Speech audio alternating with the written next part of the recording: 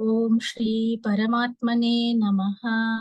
अथ द्वितीयोऽध्यायः सांख्ययोगः। संजय उवाच तथा कृपयाविष्टम् अश्रुपूर्णाकुलेक्षणम् विषीदन्तमिदौ वाक्यम् उवाच मधुसूदनः। श्रीभगवानुवाच कुतस्त्वाकश्मलमिदम् विषये समुपस्थितम् अनार्यजुष्टमस्वर्ग्यम् अकीर्तिकरमर्जुन। क्लैब्यं मास्मगमः पार्थ नैतत्त्वय्युपपद्यते। क्षुद्रं हृदय दौर्बल्यं त्यक्त्वोत्तिष्ठ परन्तप। अर्जुन उवाच कथं भीष्ममहं सङ्ख्ये द्रोणं च मधुसूदन इषुभिः प्रत्योत्स्यामि पूजार्हावरिसूदन। गुरून् हत्वा हि महानुभावान् श्रेयो भोक्तुं भैक्षमपीह लोके। हत्वार्थकामांस्तु गुरूनिहैव भुञ्जीय भोगान् रुधिरप्रदिग्धान्। न चैतद्विद्मः कतरन्नो गरीयः यद्वा जयेम यदि वा नो जयेयुः। यानेव हत्वा न जिजीविषामः देव स्थिताः प्रमुखे धार्तराष्ट्राः। कार्पण्यदोषोपहत स्वभावः पृच्छामि त्वां धर्मसम्मूढचेताः। यच्छ्रेयस्यानिश्चितं ब्रूहि तन्मे शिष्यस्तेऽहं शाधि मां त्वां प्रपन्नम्। न हि प्रपश्यामि ममापनुद्यात् यच्छोखमुच्चोषणमिन्द्रियाणाम्। अवाप्य भूमा वसपत्नमृद्धम् राज्यं सुराणामपि चाधिपत्यम्। सञ्जय उवाच एवमुक्त्वा हृषीकेशं गुडाकेशः परन्तप न योत्स्य इति गोविन्दम् उक्त्वा तूष्णीं बभूवः। तमुवाच हृषीकेशः प्रहसन्निव भारत सेनयोरुभयोर्मध्ये विषीदन्तमिदौ वचः। श्रीभगवानुवाच अशोच्यानन्वशोचस्त्वं प्रज्ञावादांश्च भाषसे गतासु न गतासूंश्च नानुशोचन्ति पण्डिताः। न त्वेवाहं जातु नासं न त्वन्नेमे जनाधिपाः न चैव न भविष्यामः सर्वे वयमतः परम्। देहिनोऽस्मिन् यथा देहे कौमारै यौवनञ्जरा तथा देहान्तरप्राप्तिः धीरस्तत्र न मुह्यति। मात्रा स्पर्शास्तु कौन्तेय शीतोष्णसुखदुःखदाः आगमापायिनो नित्याः तां स्थितिक्षस्व भारत। यं हि न व्यथयन्ते ते पुरुषं पुरुषर्षभ समदुःखसुखं धीरं सोमृतत्वाय कल्पते। नासतो विद्यते भावः नाभावो विद्यते सतः उभयोरपि दृष्टोऽन्तः त्वनयोस्तत्त्वदर्शिभिः। अविनाशि तु तद्विद्धि येन सर्वमिदं ततं विनाशमव्ययस्यास्य न कश्चित् कर्तुमर्हति। अन्तवन्त इमे देहाः नित्यस्योक्ताः शरीरिणः अनाशिनो प्रमेयस्य तस्माद्युध्यस्व भारत। य एनौ वेति हन्तारं यश्चैनं मन्यते हतम् उभौ तौ न विजानीतः नायं हन्ति न हन्यते।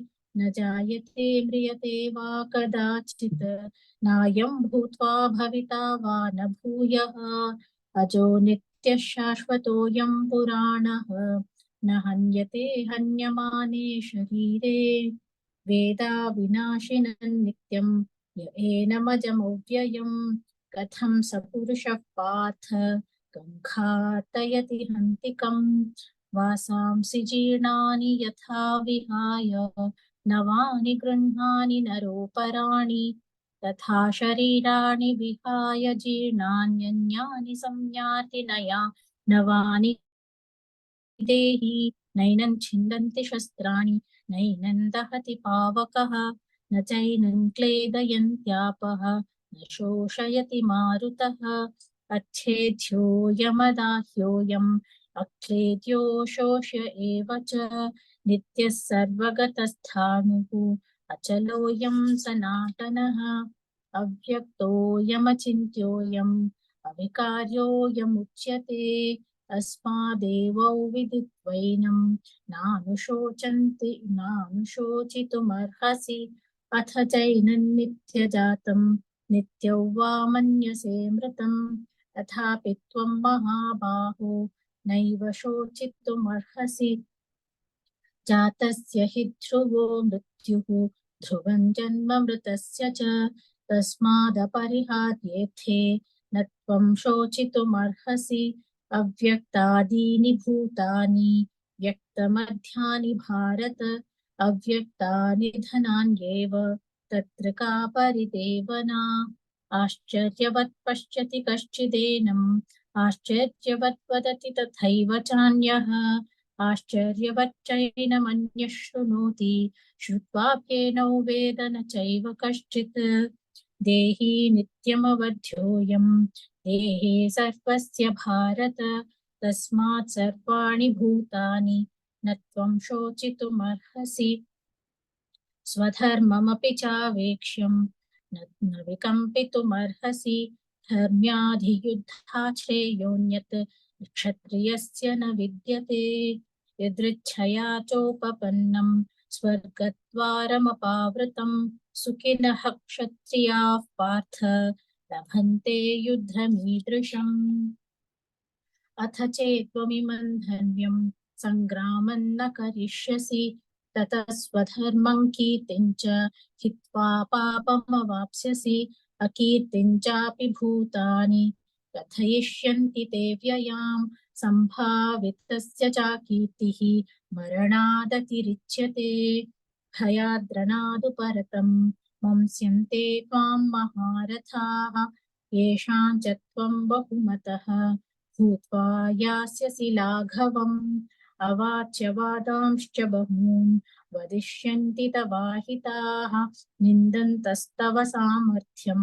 ततो दुःखतरन्नु किम् हतो वा प्राप्स्यसि स्वर्गं जित्वा वा भोक्ष्यसे महीम् तस्मादुत्तिष्ठ कौन्तेय युद्धाय कृतनिश्चयः सुखदुःखे समे कृत्वा लाभालाभौ जयाजयौ ततो युद्धाय युज्यस्व नैवं पापमवाप्स्यसि एषा ते विहिता साङ्ख्ये बुद्धेर्योगे त्विमां शृणु बुद्ध्या युक्तो यया पार्थ कर्मबन्धं प्रहास्यसि नेहाभिक्रमनाशोऽस्ति प्रत्यवायो न विद्यते स्वल्पमप्यस्य धर्मस्य त्रायते महतो भयात् व्यवसायात्मिका बुद्धिः एकेह कुरु नन्दन बहुशाखा ह्यनन्ताश्च बुद्धयो व्यवसायिनां यामिमां पुष्पिता उवाच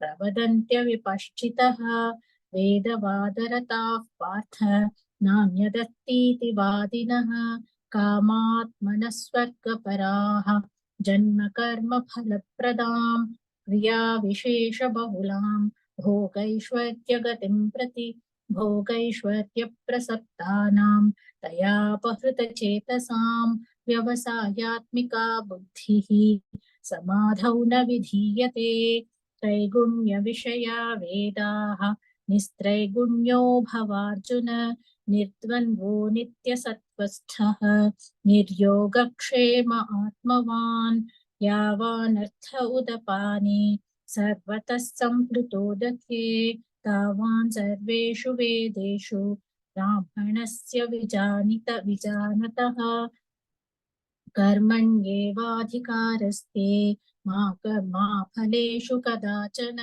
मा कर्मफलहेतुर्भूः मा ते सङ्गोत्स्वकर्मणि योगस्थः कुरु कर्माणि सङ्गं त्यक्त्वा धनञ्जय सिद्ध्यसिद्ध्यो समो भूत्वा समत्वयोग उच्यते दूरेण ह्यवरं कर्म बुद्धिर्योगा धनञ्जय बुद्धौ शरणमन्विच्छ कृपणाः फलहेतवः बुद्धियुक्तो जहातीह उभे सुकृतदुष्कृते तस्माद् योगाय युज्यस्व योगः कर्म सुकौशलम् कर्मजं बुद्धियुक्ता हि फलं त्यक्त्वा मनीषिणः जन्मबन्धविनिर्मुक्ताः पदं गच्छन्त्यनामयम् यदा ते मोहकलिलं बुद्धिव्यतितरिष्यति तदा गन्तासि निर्वेदं श्रोतव्यस्य श्रुतस्य च